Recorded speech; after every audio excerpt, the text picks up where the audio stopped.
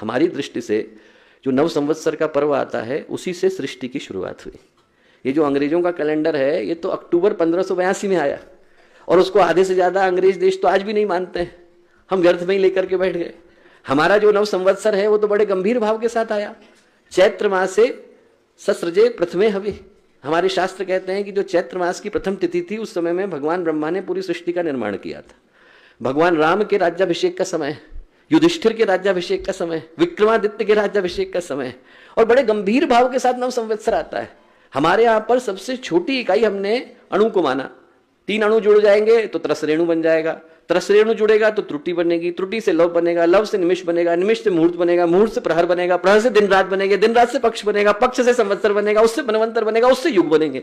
तो जो पूरी गणना है वो बड़ी गंभीरता के साथ हमारे यहाँ पर जो नव संवत्सर का समय है वो बड़े गंभीरता के साथ आता है। और हमें छोड़ दीजिए, पूरी दुनिया मनाती है। आपके फाइनेंशियल ईयर का एंड कब होता है? इसी 31 मार्च को तो होता है।